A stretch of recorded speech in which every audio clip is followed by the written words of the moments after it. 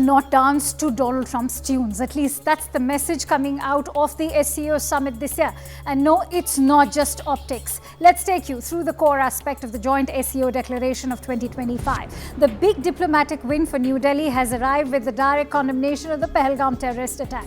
To quote from the SEO's strong stance against terrorism, the member states strongly condemned the terrorist attack in Pahalgam on 22nd April this year. They expressed their deepest sympathy and condolences to the families of the dead and the wounded. The SEO further stated that perpetrators, organizers and sponsors of such terror attacks must be brought to justice.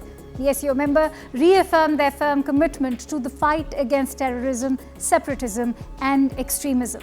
Attempts to use terrorist, separatist and extremist groups for mercenary purposes was deemed unacceptable.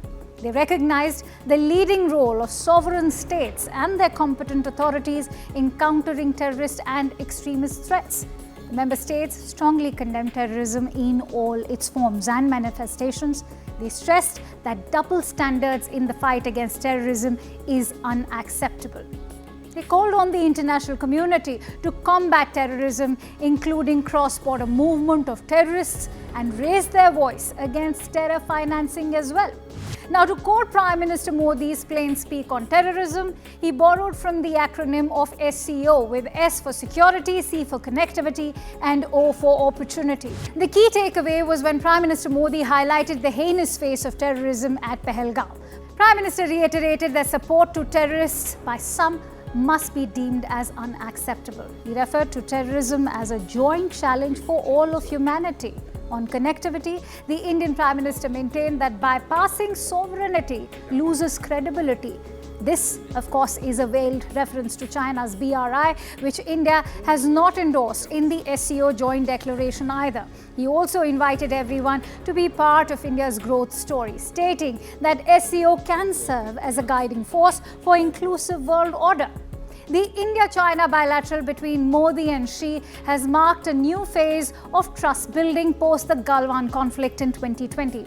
India has emphasized on the need for peace and tranquility on border areas and strategic autonomy for any movement in other aspects of this bilateral relationship. The two countries agreed that ties must not be seen through third country lens and that the trade deficit needs to be reduced. India and China pledged to expand common ground on terrorism, a key message post-Operation Sindoor, during which Pakistan was not just supplied by weapons by China, but also crucial real-time intel inputs. This as China's President Xi reminded that India-China are development partners, not rivals. Two nations that need to strengthen people-to-people ties, an aspect already in focus through resumption of direct flights and the Kailash Mansarovar Yatra. Also, the increase in trade.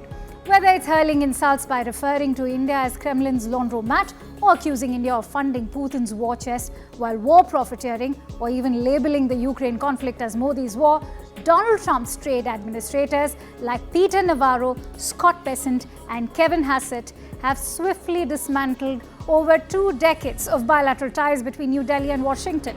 The damaging repercussions of this are not lost in US itself. Whether it's Marco Rubio or the statement coming from the US Embassy that has stated that the US-India relationship is defining the 21st century, but perhaps it's too little too late. Modi has already lauded Russia's time-tested ties with India. The Indian Prime Minister also welcomed Putin's upcoming visit to India in December, while also urging an end to the Russia-Ukraine conflict. This, as Putin reminded the West that NATO's enlargement has to be addressed for Ukraine's peace. Now, some in the US may argue that if Biden pushed Russia into China's arms, Trump may push India in China's arms. A move that would also strengthen the BRICS challenge to US hegemony. But India believes in multipolarity, and while it may not choose China over the US, it will do all it can to preserve and strengthen its strategic autonomy.